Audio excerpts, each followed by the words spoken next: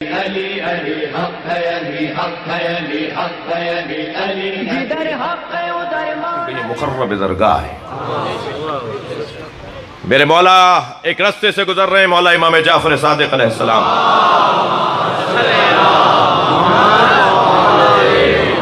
سامنے حضرت کا ایک چاہنے والا آتا نظر آیا، مگر عجیب بات یہ ہے کہ وہ شراب پی کر آ رہا تھا۔ امام کو آتے ہوئے دیکھا، کوچہ بھی بہت تنگ تھا، گلی بھی بہت تنگ گلی تھی، کسی مجمع میں کسی بندے کے پیچھے چھپ نہیں سکتا تھا۔ امام سامنے ہے، یہ بھی سامنے ہے، ہاتھ میں بچی ہوئی شراب کی بوتل۔ امام کو آتے ہوئے دیکھا تو ہاتھ پیر کانپنے لگے کہ امام کے سامنے آ گیا اس حالت میں، تو شراب کی بوتل کو اپنی پشت پر لے گیا، پیچھے لے گیا اور دیوار کی طرف مڑنے کی کوشش کی کہ کسی طرح چھپ جائے۔ دور سے امام کی آواز آئی، فلاں ہم تم سے ملیں گے۔ اب شراب کی بوتل اپنی پشت پر چھپا کے کھڑا ہے۔ امام نے فرمایا کیا ہے تمہارے ہاتھ میں؟ کانپنے لگا، کیسے بتاؤں کہ شراب ہے؟ مولا کو کیسے کہوں کہ شراب ہے؟ ہاتھ پیر کانپنے لگے، دل کی دھڑکنیں بڑھنے لگیں۔ جھوٹ بول دیا، مولا سرکہ ہے، مولا سے کیسے کہے کہ شراب پی کر آئے ہوں؟ اللہ اکبر۔ اب دیکھ رہے ہیں کہ اس دروازے پر جو آئے گا تو وہ اللہ سے کیسے جڑے گا۔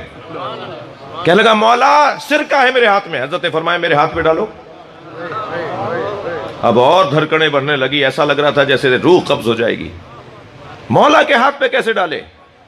فوراً لو لگائی، یا اللہ تجھے جعفر صادق کا واسطہ، جس امام کے سامنے میں کھڑا ہوں تجھے اس کا واسطہ، مجھے اس شرمندگی سے بچا لے۔ امام نے فرمایا ڈالو میرے ہاتھ پہ۔ گھبرانے لگا، ہاتھ پیر کانپنے لگے۔ امام نے فرمایا جو تمہارے ہاتھ میں ہم کہہ رہے ہیں وہ سرکہ ہے۔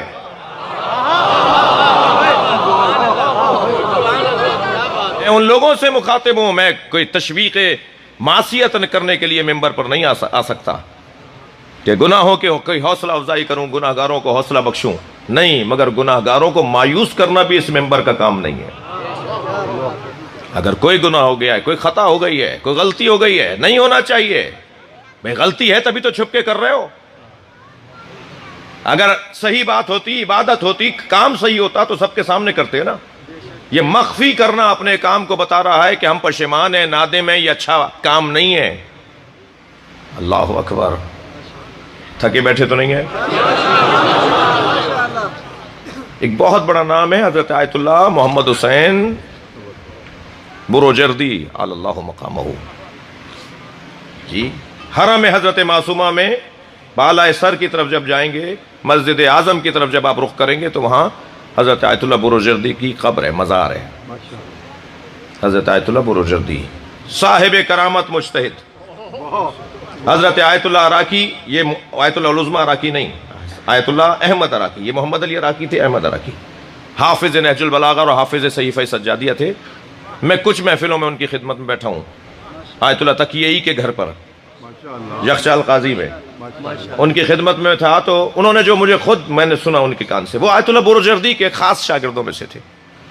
وہ کہنے لگے کہ جب ہندوستان سے، اور اس وقت میں پاکستان کی تشکیل نہیں ہوئی تھی، جب مرجعیت آیت اللہ بروجردی کی تھی، تو کہا ہندوستان سے، یعنی اس خطے سے، آپ کے علاقے سے، بر صغیر سے جب کوئی زائر آتا تھا تو آپ کے علاقوں کے لوگوں کا طریقہ یہ ہے کہ خاص طور پہ سید کو، سادات کو جھک کے ملتے ہیں، تو اور مرجع تقلید تھے، علی الاطلاق مرجع تھے۔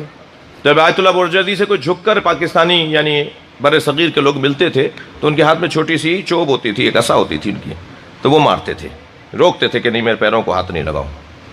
تو کہنے لگے ساری زندگی جھکنے والوں کو وہ روکتے رہے، جب میں نے انہیں قبر میں اتارا، آیت اللہ عراقی فرماتے ہیں جب میں شاگرد تھا ان کا، وہ فرماتے ہیں کہ میں نے جب انہیں قبر میں اتارا تو میرا دل کہنے لگا کہ ساری زندگی تو انہوں نے کسی کو پیروں کو ہاتھ لگانے نہیں دیا، آج اچھا موقع ہے میں ان کے پیروں کا بوسہ دے دوں۔ تو کہنے لگے میں جھکنے لگا نا ان کے پیروں کی طرف تو وہ پیر سمیٹنے لگے۔ اس سطح کا عالم، اس کیفیت کا عالم، ان کے استاد کیسے ہوں گے؟ جو اس سطح کا عالم ہو اس کے استاد کیسے ہوں گے؟ اچھا اسی میں وہ آیت اللہ عراقی فرما رہے ہیں جب میں تلقین پڑھنے لگا، وہ فرماتے ہیں تو مجھے آواز آنے لگی کہ کوئی میرے ساتھ پڑھ رہا ہے۔ کہنے لگا فرمانے لگے میں قسم کھا کے کہتا ہوں کہ میرا ذہن یہ کہہ رہا تھا کہ باہر کھڑے ہوئے لوگ جو قبر کے باہر کھڑے ہیں، ان میں سے کوئی ساتھ میرے پڑھ رہا ہے، دوہرا رہا ہے، لیکن میری توجہ ہوئی کہ وہ خود میرے ساتھ پڑھ رہے تھے. آیت اللہ بورجردی خود میرے ساتھ ساتھ جملے دوہرا رہے تھے. اس سطح کے صاحبان کرامت لوگ. ان کا استاد کیسا ہوگا؟